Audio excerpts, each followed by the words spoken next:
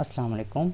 अच्छा, हमारा topic evolution of computers चल रहा था, जिसमें हमने फर्स्ट जनरेशन ऑफ कंप्यूटर्स की बात कर ली हुई है डिटेल में। अब सेकंड जनरेशन ऑफ कंप्यूटर की बात करते हैं। सेकंड जनरेशन ऑफ कंप्यूटर 1959 से लेकर 1964 के ड्यूरेशन में हमारे पास आया था। यहाँ पे वैक्यूम ट्यूब्स को रिप्लेस किया था ट्रांजिस्टर्स ने, जिसकी वजह से कंप्यूटर का साइज़ स्मॉल, ये ज़्यादा फास्टर और चीपर सस्ते हो गए थे as compare to first generation of computers में। हम जो चीज़ें आज के कंप्यूटर्स में इस्तेमाल करते हैं वो सारी चीज़ें हमारे पास सेकंड जनरेशन ऑफ कंप्यूटर्स में मौजूद थी। जैसे प्रिंटर है, कोई स्टोरेज, आपने कोई भी चीज़ सेव करनी है उसके लिए जो स्टोरेज कैपेसिटी चाहिए, डिस्क कोई भी चाहिए, या जैसे विंडो हो गया, एंड्रॉयड हो गया, ये ऑपरेटिंग सिस्टम है, तो उस टाइम के ऑपरेटिंग सिस्टम भी मौजूद है। लेकिन हमें इनपुट देने के लिए हमें जो चीज़ चाहिए थी उसे हम क्या कहते हैं, पंच कार्ड।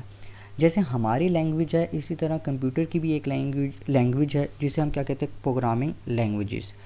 तो उसमें जो दो लैंग्वेजेस इस्तेमाल हुई थी, एक कोबोल और एक फोर्टन इस्तेमाल हुई है।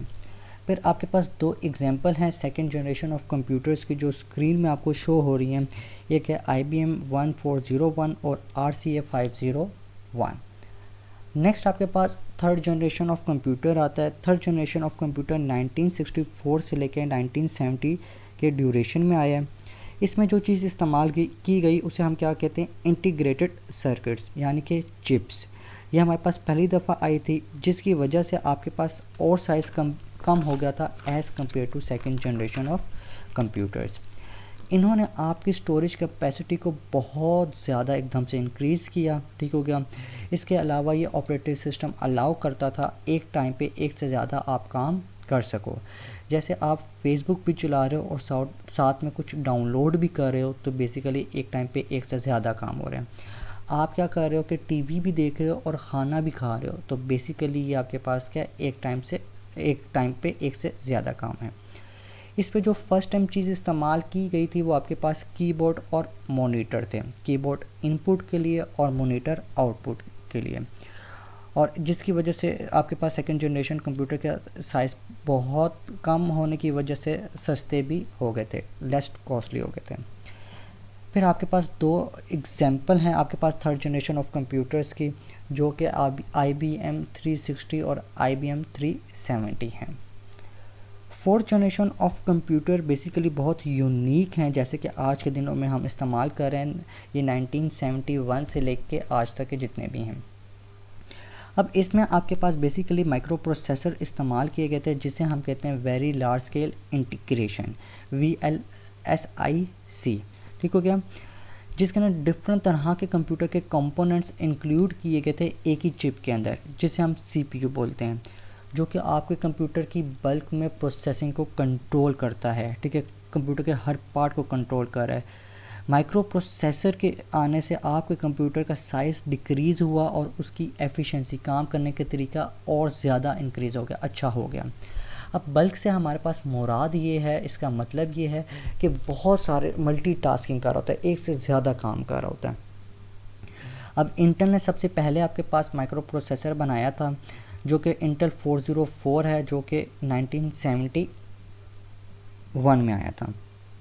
इन कंप्यूटर्स के कंप्यूटेशनल पावर, ये बहुत ज़्यादा कैलकुलेशन जल्दी कर लेते हैं, स्टोरेज कैपेसिटी बहुत है, ठीक हो गया।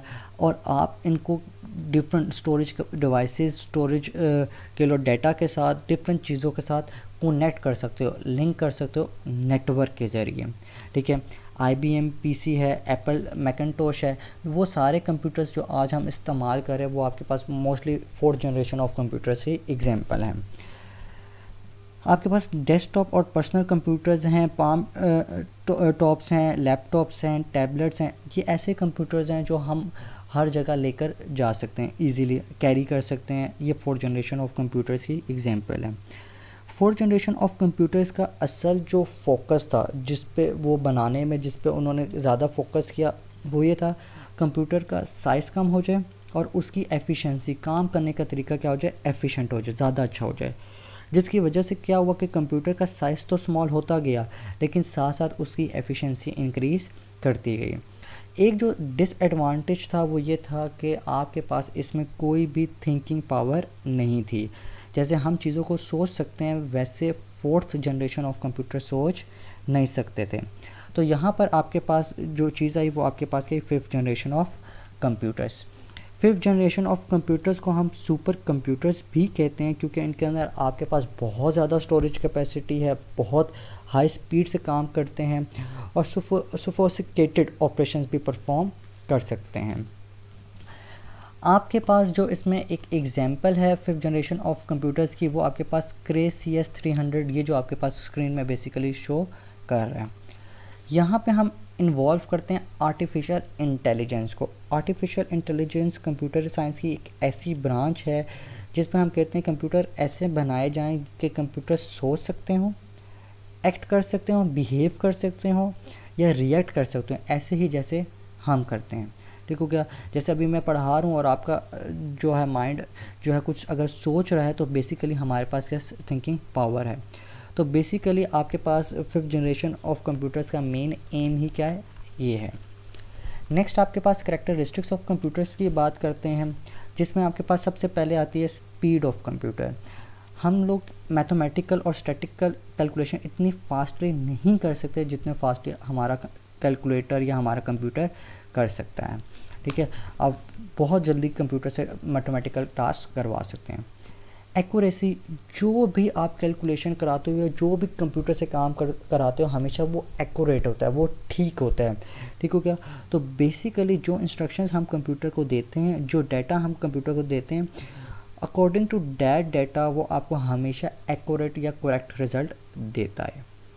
फिर आपके पास हाई स्टोरेज आ जाती है। हम इतनी चीज़ें याद नहीं रख सकते जितना डाटा हमारे पास कंप्यूटर स्टोर कर सकता है। तो स्टोरेज कैपेसिटी भी इसके पास बहुत ज़्यादा है। स्मॉल स्पेस में ये बहुत ज़्यादा डाटा को स्टोर कर सकता है और जब चाहो आप फ़ौरन डाटा वहाँ से रिकवर या यूज़ कर सकते हो। जो सा डाटा जिस टाइम चाहिए आप उस टाइम उसको यूज़ कर सकते हो। फिर हम इंटेलिजेंस की बात करते हैं। हम पढ़ते हुए काम करते हुए थक जाते हैं, ठीक होगा, लेकिन कंप्यूटर जब से ऑन हुआ है, ऑन होने से ऑफ होने तक कंप्यूटर ना थकता है, ना बोर होता है, ना वो अपनी कंसंट्रेशन को क्या करता है, लूज़ करता है। अभी मैं पढ़ा रहा हूँ आपको, आप वीडियो देख रहे हो, अगर फॉर एग्जांपल कोई बाहर से आवाज़ देता है तो आपका ध्यान फिर वहाँ पे चला जाएगा, या बाहर कुछ भी होता है तो ध्यान आपका वहाँ पे चला जाएगा, तो कंसंट्रेशन आपने यहाँ पे लूज़ कर दी। फिर वर्सेटाइलिटी है आपके पास। इसमें बेसिकली क्या है कि आपका कंप्यूटर एक से ज़्यादा काम परफॉर्म कर सकता है। ठीक है, आप पिक्चर एडिटिंग करते हो, ऑडियो सेटिंग कर सकते हो, वीडियो के रिलेटेड कोई काम कर सकते हो, फिल्म मेकिंग कर सकते हो, मूवी मेकिंग कर सकते हो। ठीक है, डिफरेंट तरह का कंप्यूटर आपका काम कर रहा है। तो बेसिकली क्या है, कंप्यूटर वर्सेटाइल है। अब हम बात करते हैं लिमिटेशंस की। लिमिटेशंस में बेसिकली जो कंप्यूटर लैक करता है वो आपके पास डिसीजन मेकिंग। कंप्यूटर चीज़ों को डिसाइड नहीं कर सकता। हमने जो चीज़ें कंप्यूटर को दे दी हैं, कंप्यूटर ने उसी के मुताबिक आपको करेक्ट या इनकरेक्ट रिजल्ट देना है।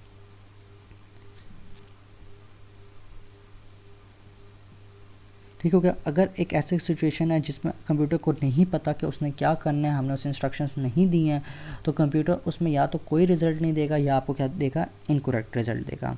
तो बेसिकली कंप्यूटर इन्वॉल्व क्या कर रहा है, आर्टिफिशियल इंटेलिजेंस, जिसे हम क्या करते हैं, एक्सपर्ट सिस्टम। एक्सपर्ट सिस्टम ऐसे सिस्टम है जो आपके पास क्या कर सकते हैं, डिसाइड कर सकते हैं, डिसीजन मेकिंग कर सकते हैं। इनके पास ये एबिलिटी है जैसे ह्यूमन के पास एबिलिटी है। और इसकी एग्जांपल हमारे पास क्या है, रोबोट्स।